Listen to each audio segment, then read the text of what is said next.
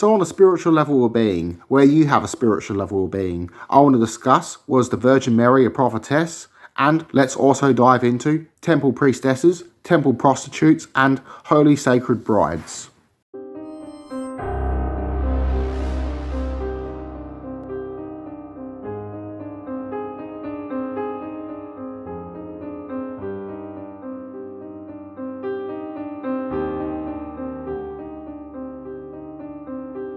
Now, some Christians today and Christian scholars today and Christians of the ancient past had the belief and have the belief that the Virgin Mary is a prophetess or a prophet in her own right.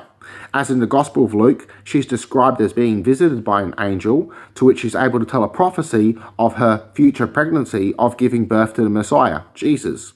Now, there were prophetesses and prophets in the past, oracles, belonging to both males and females, that received divine insights and told future prophecies. So, thus, they would have considered Mary a prophetess or a prophet due to this. Now, in the Gospel of John 7.52, I want to present to you a different translation, an alternative translation that Christian scholars will hide from you as will upset their beliefs. So let's go into this. Alright, here's the traditional. Well, they answered, "Are you also from Galilee? Study the scriptures and you'll learn that no prophet ever comes from Galilee." Now, here's how this can also translate. They answered and said to him, "Art thou also of Galilee? Search and see, no prophet arises from a Galilean prophetess." Now, the word prophet in Greek does not apply to just one gender. It can belong to both male and female. So here we have something that's a little bit different. Now, the Virgin Mary is also considered the patron saint of Catholicism, being the mother of Jesus. She was considered not dying a mortal death, but rather ascending to heaven. Now, in the Gospel of James, or Proto-Gospel of James, Mary is described as being raised in the temple and being that of a miracle birth herself, to which her mother is too old and gives birth, and thus offers Mary as an offering to the temple to be raised there as a virgin, to be married off as a holy bride at the age of 12. Now, she's placed in the care of Joseph, who is already considered too old to pass on his seed and has already had his own children and is a widower. Now, these children would later be the stepbrothers of Jesus. Stepbrothers. Now, this being said, they accused Joseph of sleeping with Mary, to which he says he's innocent and that she's innocent of adultery. She didn't commit adultery, and that this is a gift from God. So it's seen as a miracle. So, in this place here, being raised in the temple, this is important because in Matthew 21.12, we have something specific that I'm going to mention now. Now, Matthew 21.12, we have doves being sold. Now, this doesn't just mean doves. This is a flock of doves, meaning the sacrificial animals and young priestesses or temple brides, holy virgin temple brides, that were often associated with doves, as were temple priestesses. Now, here, this is why Jesus gets angry, because his mother was one of these girls raised in the temple. This is why he takes over the temple for 3 days. Now, in Mark 11.15, Jesus banned something from being driven into the courtyards, from being taken out of the temple into the courtyards. This was the temple drugs being used to drug up the young girls, to give them visions, so that way they'll be holy brides, and one of them would give birth to the Messiah, or Son of God. Son of God in Hebrew, meaning a human being with a personal relationship with God, and in Greek, someone who's been reborn and adopted by God. So the Jewish elites wanted a Messiah of the upper class. The reason why I say they wanted a Messiah of the upper class, as these virgin girls would be auctioned off to the high priestly class and the kings, as often the high priest of Judea were also the kings. Now, these virgin brides, of which that would be married off to the upper class, would be considered worthy to be able to carry the Messiah, and thus Joseph being of a lower stock, or Mary not being married to a higher class, would be considered not as worthy of the rank of Messiah. So they wanted someone of the priestly class to be raised by them, not someone that was an outsider to be their Messiah.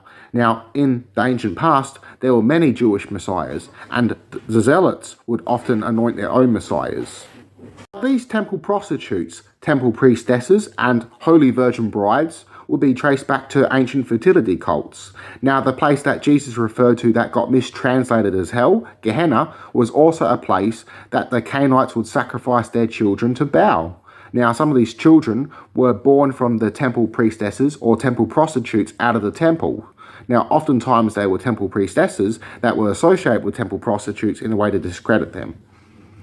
Now, the scene with Matthew 21.12, where Jesus frees the children. They were victims of the sex trade. They were the doves. This is why the children are praising Jesus, saying, "Praise be the Son of David." So Jesus saved them. The prostitutes that were associated with Jesus were victims of the sex trade that he liberated. Okay, so let's go read Matthew 21.12.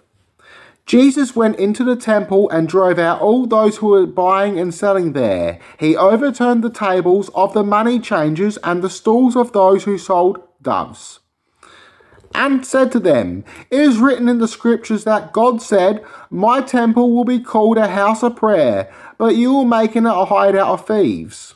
Now here, hideout should be a den, which is speleon, which is also a grotto. Now, a grotto was a place where oracles would do drugs to tell prophecies. Now, this is also a meaning of grotesque, a disgusting place. Now, thieves, lestus also means predator. Predator, thieves of children. Let's continue. The blind and the crippled came to him in the temple, and he healed them. The chief priest and the teachers of the law became angry when they saw the wonderful things he was doing. The children shouting in the temple, "Praise to David's son." So they were praising Jesus because he saved them. As I said, the temple prostitutes, they were victims of the sex trade. So these were young girls to be auctioned off as virgin brides against their will, raised there in the temple. Now, they were also given temple drugs in order to induce prophecy. They are raised up to learn the Torah and to know it.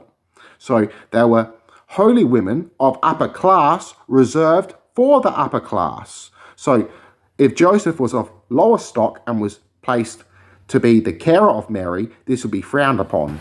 Now, some people, and also those who were opponents of ancient Christianity, and including some ancient Christians, had the belief that Jesus' father was Pantera, which was a Roman Phoenician Canaanite soldier. Now, this would make Jesus half Canaanite and half Jewish, and would also explain why he was more lenient towards the Romans. Now, others believed that his father was Joseph. These myths arose around the same time as people wanted to know where Jesus came from. Now, the Ebionites upheld the belief that Jesus was of a normal birth and that his father was Joseph. Now, this belief was also along with the Canaanites, who also believed that Jesus' father was Joseph. Some minor Gnostic groups had the belief that Jesus' father was a Roman soldier. Now, there were some Christians that even believed, and ones who were opponents of Christianity, that believed that Mary was sexually assaulted, some of which believed that she committed adultery, or that she fell in love with this Roman soldier and he died before they were able to be married. Now, this is all theories. Now, these arose around the 1st century, which is interesting. As I said, people wanted to know where Jesus came from as Christianity gained in popularity. Now, the real focus should be his message. Now, the name Pantera or Pantera also means panther, born of a virgin, or virgin born. So this means that Jesus' name could also be Jesus born of a virgin, being symbolic. Now, not all Christians had the belief that Jesus was born of a virgin. Rather, the Gnostic Christians had the belief that the Spirit was born of a virgin, and thus was not produced by sex and had always existed. Now, some Christians had the belief that Jesus was adopted by God during his baptism, and that his biological father was Joseph, and that his biological mother was Mary. This had the belief within the Ebionite groups and Gnostic Carpocratians. So we will actually never know the answer to this. Was Mary a prophetess? Was she a prophet? This is actually up for your own speculation. But it seems to me that she was raised in the temple. She was a virgin girl, raised there in the temple, to which is the reason why Jesus grew angry that this practice was still continuing, and thus why he wanted to save these children. So peace and love, everyone. I love you all. Connect to one minor soul. Namaste.